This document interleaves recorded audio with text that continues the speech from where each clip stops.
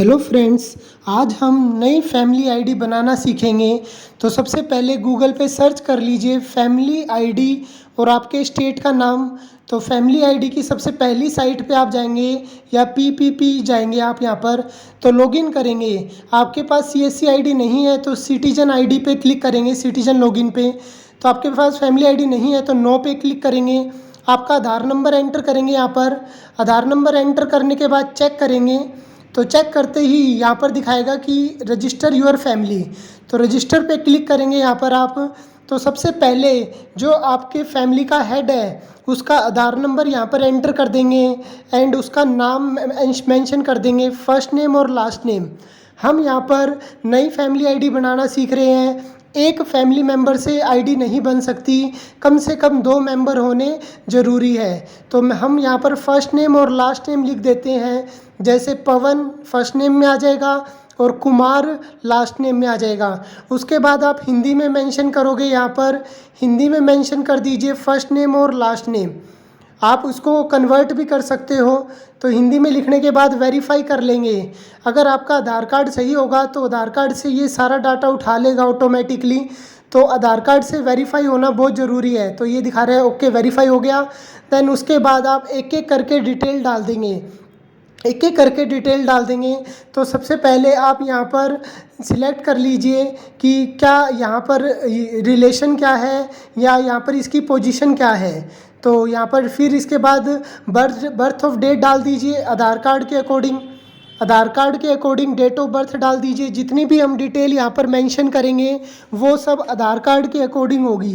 तो उसके बाद आप आपके फादर का नाम फर्स्ट नेम और लास्ट नेम में, मदर का नाम फर्स्ट नेम और लास्ट नेम में प्रॉपर तरीके से एंटर कर दीजिए। कोई भी स्पेलिंग की गलती ना हो। इंग्लिश और हिंदी दोनों में डालना आपको फर्स्ट नेम और लास्ट नेम। अगर आपको हिंदी में नहीं आता तो गूगल पे सर्च कर लीजिए इंग्लिश टू हिंदी, वहाँ पे जाके आप हिंदी में कन्वर्ट कर सकते हो।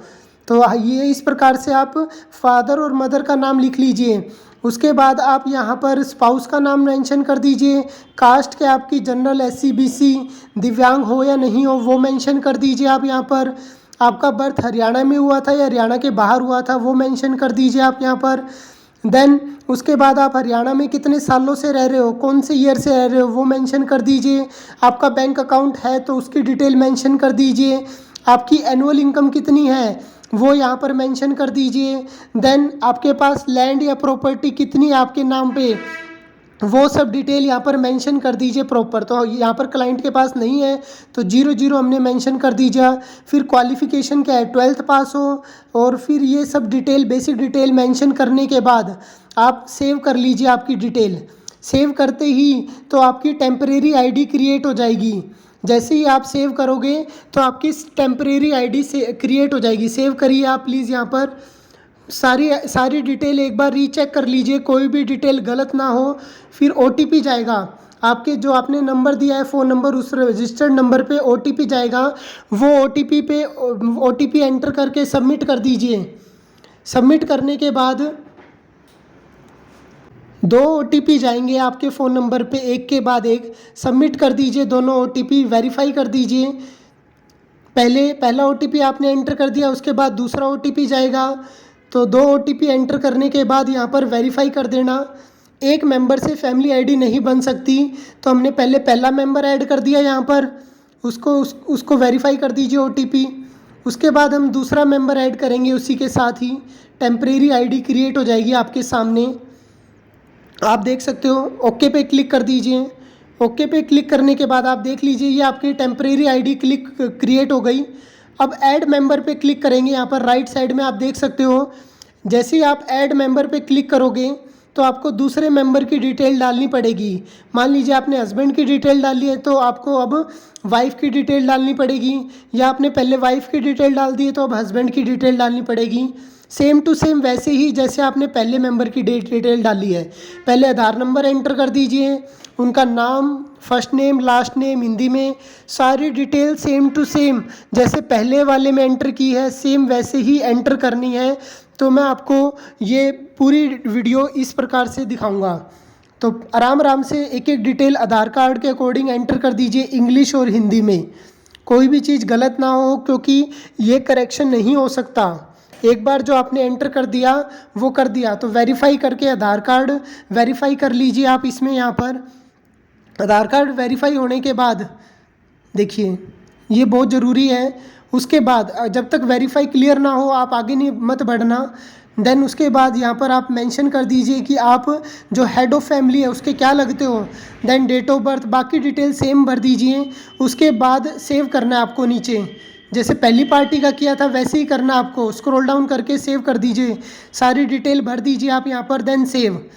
तो हमने डायरेक्ट सेव कर लिया। ओके, सारी डिटेल आपको भरनी है। देन OTP जाएगा, 2 OTP जाएंगे। एक तो आपके जो आपने फ़ोन नंबर डाला है उस पर, और एक आपके जो आपके हेड ऑफ़ फैमिली का फ़ोन नंबर है उस पर। तो दोनों OTP यहाँ पर एंटर कर देना। ओके, मैंने सेकंड फैमिली मेम्बर की डिटेल भरते हुए नहीं दिखाया, बिकॉज सेम ही होगा जैसे पहले मेंबर का था। तो यहाँ पर 2 OTP जाएंगे, एक हेड ऑफ़ फैमिली के पास भी जाएगा, HOF का मतलब है हेड ऑफ़ फैमिली। ओके, दोनों OTP यहाँ पर एक के बाद एंटर कर देना। तो 2 मेंबर से आपकी फैमिली आईडी बन सकती है, एक मेंबर से नहीं बन सकती। तो OTP एंटर करने के बाद वेरीफाई कर दीजिए, सबमिट कर दीजिए। हाँ जी, वेट कीजिए, साइट चल रही है। तब तक आपको अगर कोई दिक्कत है तो कमेंट कीजिए हमारी वीडियो पे। अगर फिर भी अगर हमारे चैनल को सब्सक्राइब कर लीजिए ताकि आपको इम्पोर्टेंट वीडियोस मिलती रहे। तो ये आपकी फैमिली आईडी क्रिएट हो गई है। अब इसको फाइनल क्या करना है, प्रिंट निकालिए इसका। प्रिंट करेंगे तो स्क्रॉल आपको यहाँ पर सबमिट करना पड़ेगा, तो ही आपकी फैमिली आईडी क्रिएट होगी। स्क्रॉल डाउन करेंगे तो यहाँ पर आपको सबमिट करना है प्रिंट निकाल के। तो पहले प्रिंट निकाल लीजिए इसका आप। तो सिर्फ ये आपको मेंबर की डिटेल डालने से नहीं होता, यहाँ पर सबमिट भी करना पड़ता है फैमिली आईडी क्रिएट करके प्रिंट निकाल के। तो मैंने प्रिंट निकाल लिया, उस पर सिग्नेचर करके PDF का साइज़ हो सकता है 200 KB का, तो वो यहाँ पर आपको अपलोड करनी है। सबमिट कर दीजिए। सबमिट करते ही आपकी फैमिली आईडी क्रिएट हो जाएगी। तो ये लास्ट स्टेप गलती से भी मत भूलना आप, अदरवाइज़ आपकी फैमिली आईडी आधी अधूरी रह जाएगी, फिर आपको बाद में दिक्कत आएगी। अब प्रिंट पे फिर से क्लिक कीजिए। जैसे ही आप प्रिंट पे क्लिक करेंगे अब आप देखोगे आपकी फैमिली आईडी क्रिएट हो चुकी है।